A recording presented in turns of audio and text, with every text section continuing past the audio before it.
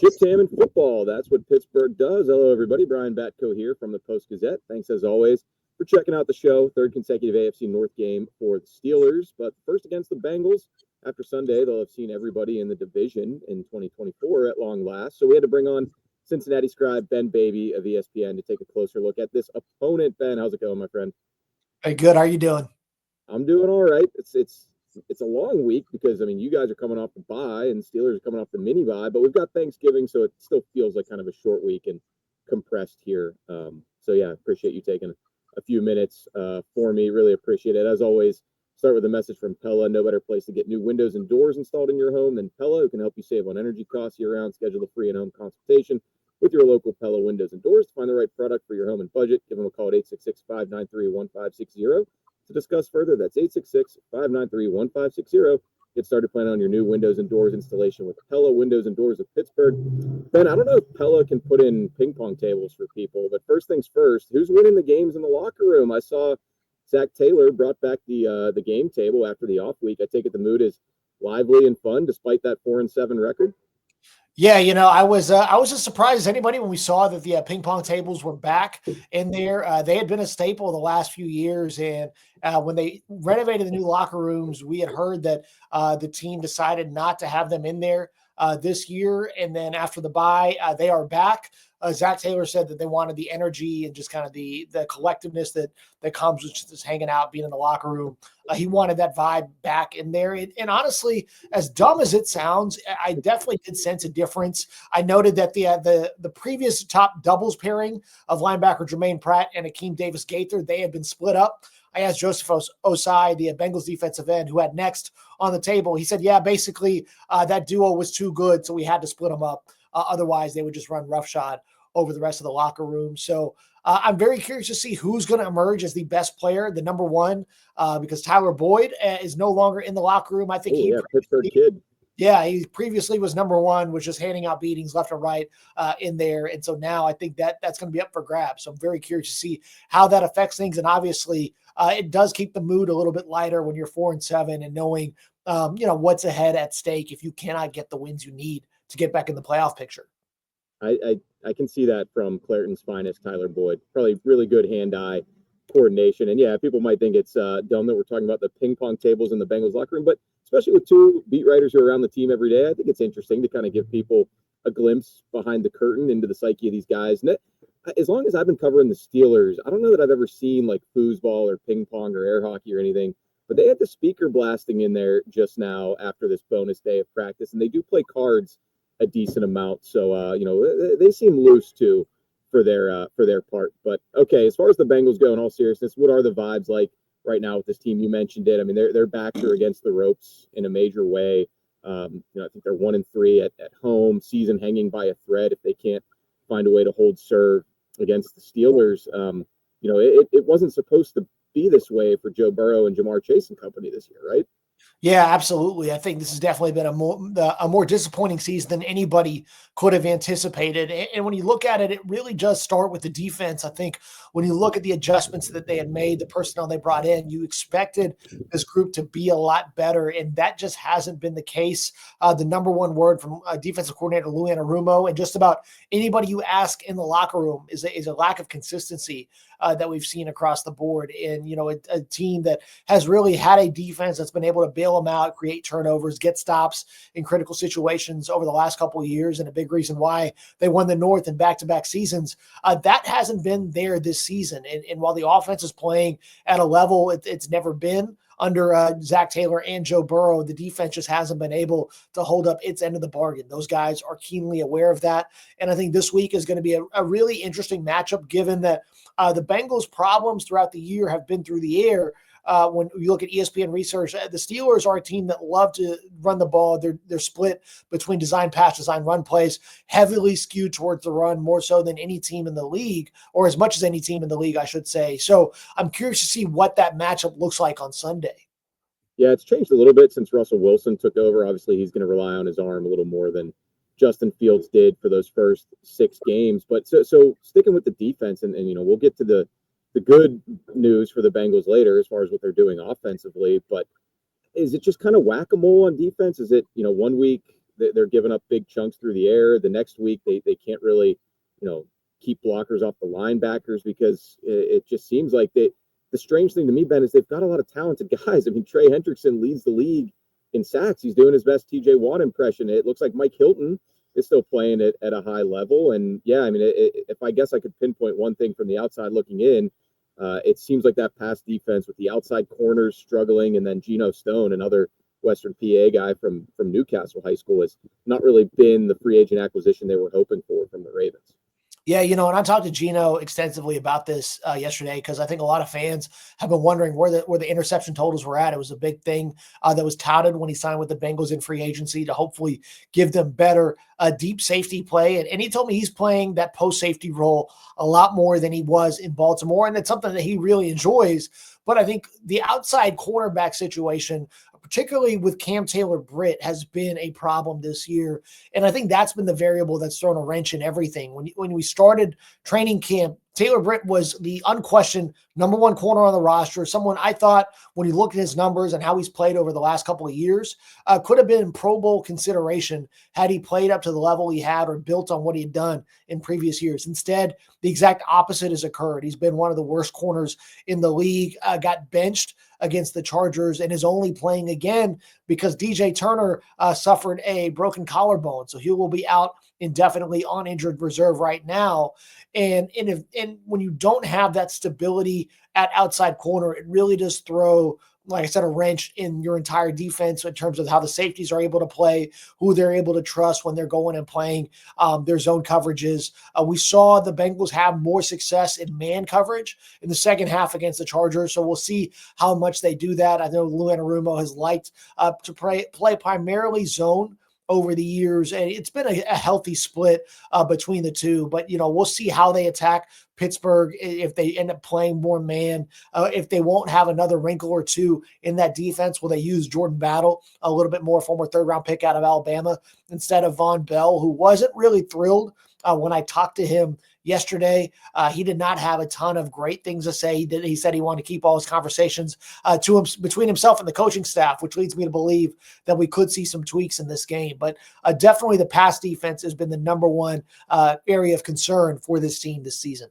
Von Bell's been a Steelers killer over the years. I'll never forget the forced fumble on Juju after all the tick-tocking in 2020 or 2021. But, yeah, I mean, as far as the corners go, and yeah, that does sound like a guy whose playing time is about to be reduced. But what are they going to do to deal with George Pickens? Because, you put somebody on him man-to-man, and more often than not, he's going to win those 50-50 balls, turn them into 80-20 balls. Is this a game where they kind of just have to let Cam Taylor-Britt sink or swim on the outside and maybe have him match up with Pickens and see how it goes?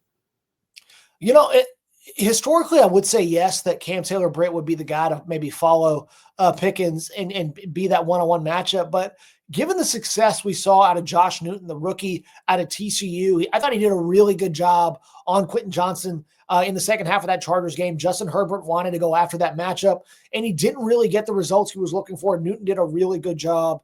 He's a guy who internally they have been really impressed with throughout the entire training camp, throughout the season. I thought he kind of flirted with potentially winning that outside cornerback job that was between Dax Hill, DJ Turner, and then Newton kind of threw his name his hat in the ring there towards the end. But maybe we see Pickens on Newton. I think his size difference might be a problem in that situation. I think Taylor-Britt, he's a little bit taller, got much better length. He's historically been good in press coverage, but I think that matchup is going to be key. And Lou Anarumo said it best. He said, we're going to need Cam. Pickens is going to be a massive matchup for us, and we need Cam to go out and play well. So it may end up being CTB. He may end up following, he may not, but that'll probably end up dictating this game. See, and Cam Taylor-Britt, he's an ornery fella as well, right? Because George Pickens seemingly gets into it with an opposing corner in every single game. Could we see some sparks fly there between those two? Yeah, I don't think the secondary backs down from a ton of folks. This defense really has that. The whole team, quite frankly, has that mentality. We've seen Jamar and Minkah go back and forth over the years. The double birds photo, very iconic here in Cincinnati. I imagine it's hanging up in a few man caves and living rooms around the tri-state area. But I think that defense also is more than happy to scrap Taylor-Britt, a very boisterous guy. We saw that earlier in the season when he was not really critical, but he wasn't afraid to say what teams and receivers did and didn't do since he struggled. He hasn't really done a whole lot of that, but I'm very curious to see what he thinks of this matchup. And this could be a big game for both teams in terms of where they want to go this season. Well, if he says anything about George Pickens, I'm going to have my popcorn ready, because George is also liable to say just about anything on Friday, although maybe he needs to be on his best behavior this week after the way the Browns game ended. Last thing on the defense before we flip it over, Ben, Trey Hendrickson. I mean, the 11.5 sacks, are any of those hollow, or is he just absolutely wrecking dudes for an otherwise struggling unit? And is he mainly on the right side of the defense? Yeah, you'll see him primarily on the right side. I think that's where we're accustomed to him being, with Sam Hubbard being opposite him. And I know that, I'm not one to highly tout folks who don't deserve it. I think Trey has been one of the best edge rushers in the league over the last few years. I think that this season and what he did last year, I believe him and TJ were tied for the AFC lead in sacks a year ago. I think when you look at the advanced metrics, his win rate numbers, how much he impacts opposing quarterbacks, he's as good as Myles Garrett, as TJ, maybe even better than Micah Parsons as well, especially this season. And I think this game, if Trey can go out and have another big performance, especially when you have another good defensive end, a great defensive end, I should say, in that matchup. Trey has been a Pro Bowler every year he's been in Cincinnati. I think the one thing that's missing is an All-Pro selection. I think that's probably next on his list. And, I think he's in that same tier as TJ and Myles and just doesn't get talked about in the same manner. And he's definitely putting up the numbers. You see him creating pressure. You see him really altering teams' rush packages or their pass pro packages because of what he brings to the table. And, it was interesting. Josh Newton told reporters yesterday, watching Trey practice and how he prepares has been a big thing for him on how to be a pro. I've heard that from other young guys in the locker room, just watching Hendrickson go about his business, how meticulous he is, has been a good way for them to learn how to be successful in this league. So, that is going to be someone who's going to give Pittsburgh's offensive line plenty to think about, and imagine that they're going to have to chip. They're going to have to put a tight end back there just to make sure that they can contain him and keep Russell free for the most part. Yeah, they tried to do it on Myles Garrett and either didn't do it enough, or even that, he still ripped through it and wrecked that game. So, yeah, I got to say, Trey Hendrickson, when I realized yesterday just kind of how little I knew about him, like a third-round guy from Florida Atlantic, 8th year in the league. Obviously, he was out of sight, out of mind for us in the NFC South the first 4 years. I put him on my all underrated squad. But, okay, we're going to flip. And also TJ Watt against Amarius Mims on the other side of the ball. Get into the Bengals offense in a second. Brief pause for a quick word. If you were diagnosed with mesothelioma or lung cancer, call your local attorneys at Goldberg, Persky, and White. For more than 40 years, their firms represented thousands of lung cancer and mesothelioma victims. Call 1-800-COMPLEX or visit gpwlaw.com for a free consultation. Okay, Ben, I guess that would probably be, the flip side of this coin, is that if Trey Hendrickson can cause a lot of problems for Russell Wilson and company, TJ Watt could cause a lot of problems for Joe Burrow and company. Although even with the rookie Mims starting at right tackle, that has not stopped he and Jamar Chase from putting up video game-like numbers. Do you expect that to continue this Sunday down there on the border of Ohio and Kentucky? Yeah, I think that, we talked about, the matchup on the defensive side of the ball between CTB and Pickens. I think the other side is, the Steelers defense has one of the best zone defenses in the league. And I went back and watched all their interceptions in zone, and they do a really good job. I think Terrell Austin, a former Bengals defensive coordinator here, was fired by the end. Yeah. Yeah, now he's been thriving in Pittsburgh.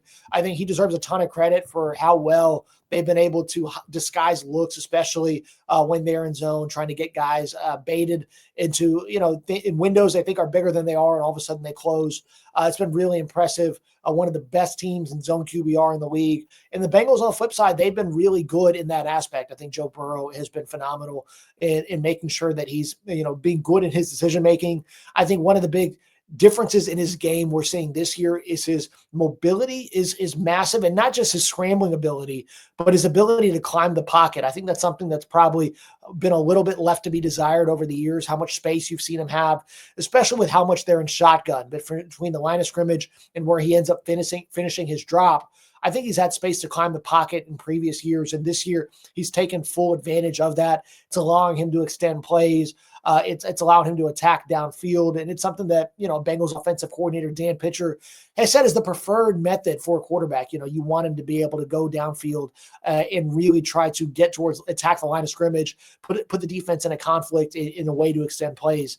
And Jamar and Joe are having career years. And I think that adds to the frustration level, is that they're playing so well, and yet that this team has never been worse when Burrow's been healthy.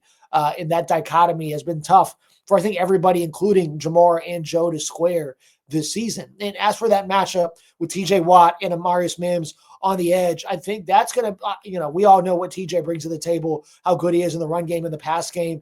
I think because Amarius is so large, I wonder how TJ is going to attack him in his rush plan. That's going to be something to watch. Will he use a lot of speed rushes? Will he try to get the edge? That's something we've seen on tape be an issue at times for the rookie. And I thought he's done really well. He's been somebody that they've been really high on. I think, despite maybe some of the sack numbers and pressure numbers, this has been the best offensive line Burrow's ever had. If Orlando Brown is able to go this week after dealing with the leg issue these last few weeks, I think that's going to be a big boost for them. But, when he gets time, and Burrow's taken a little extra time this year, I think it's been one of the reasons why the offense has been so explosive.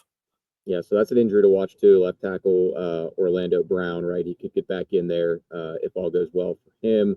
And yeah, I mean, Watt uncharacteristically quiet Thursday night in Cleveland. It seems like every time he has a down game like that, he's just getting closer to another huge game. And people here in Pittsburgh want Mike Tomlin and Terrell Austin to maybe move him around a little bit more, maybe rush him from the interior, do some of the stuff that the Browns do with Garrett. So it's going to be a chess match that way. And with Minkah Fitzpatrick trying to keep a lid on everything, Burrow, Chase, and otherwise on the back end. Tee Higgins, does it look like he might make it back for this week for the stretch run, since it's do or die now for this team?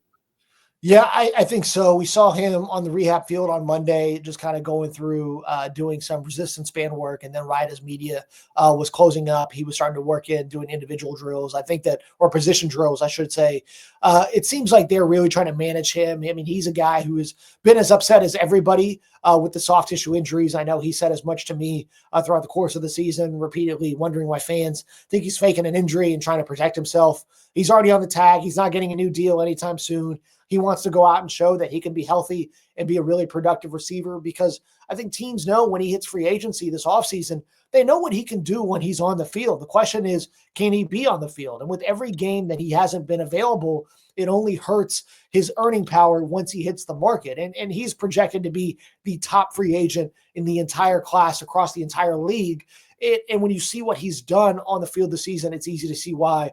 Put up well over 100 yards in that win against the Chargers. It really opens up the offense with him and Chase on the field, a large luxury. And so, and nobody's been happier to see that than really Jamar and Joe as well, because they know that whenever defenses, they're shifting so much attention to Jamar, that means that T's going to end up in a favorable matchup. And when he's been on the field this year, I think he's been playing the best ball of his career as well. The way he's been able to make contested catches, create separation. I think he's always been an underrated route runner. That's going to be a big loss for Cincinnati if and when he leaves. I think it's going to be impossible for them to afford to pay what he's going to want and what Jamar's going to want, and on top of what Joe Burrow's already making. And so, I think they better enjoy it. If these are the last, 6 games, they better enjoy it while it lasts, because it's been such a luxury to have somebody who I think, if he goes to another team, will undoubtedly be I wouldn't be shocked if he's a top 10 receiver in the league somewhere else next year. He's that good. And so, that's Pittsburgh's done a really good job of giving Cincinnati fits. That front always gives them a ton of problems, gives Joe Burrow a ton of problems. And so they've got to get home. They've got to be effective. Otherwise, it's going to put your quarterbacks and defensive backs in a really tough spot.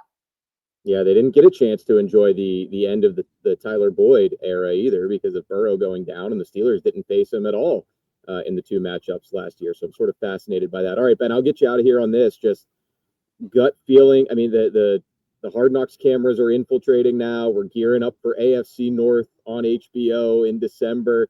I don't know what it's been like for you guys in the locker room, but gut feeling on what they're going to have to show from the Bengals standpoint the rest of the way. Do you think they pull this one out? Or if you want to zoom out a bit more, do you think they can go on sort of a magical run to sneak in there, into the playoffs by the end of this thing?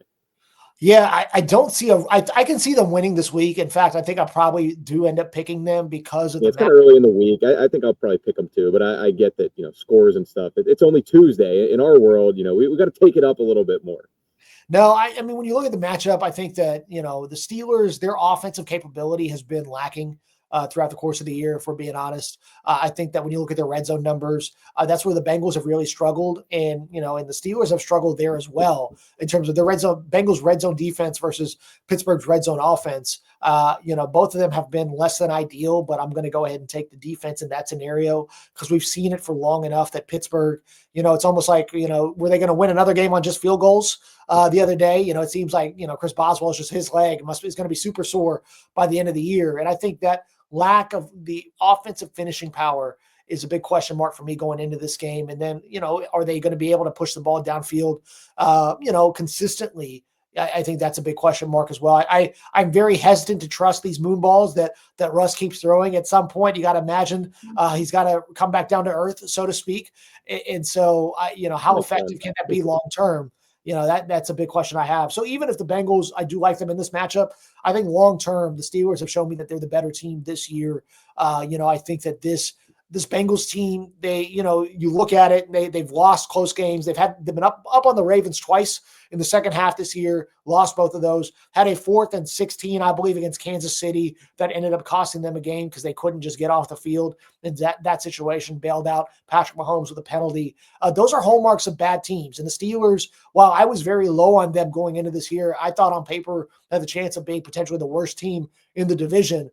They've come out and proved everybody wrong. They've played exceptionally well, and you're seeing why year in, year out, they're always a playoff contender. And so I don't know what their long-term outlook's going to look like, but I do think of the two teams playing, Pittsburgh's definitely the more trustworthy team at this point in the season. Yeah, so basically the Bengals' margin for error is so slim, they're probably going to run out of gas here at some point. But we will see what happens on Sunday if they can spark something with a win against the only team they haven't seen yet, I guess, from the division, right? They played the Browns, didn't they? The Bengals? Yes, they did. Yes. We got them once. So, yeah, weird times in the AFC North. But thanks so much for jumping on, Ben. For Ben Baby of ESPN, I will see you down there Sunday. Hopefully we can hang out, maybe grab a cold one after the game. And, yeah, man, thanks for the time. Appreciate everybody for watching us out there on the Post-Gazette YouTube channel. And we'll have plenty more coverage of Steelers-Bengals throughout the rest of the week. I'm Brian Batko. We'll talk to you again soon.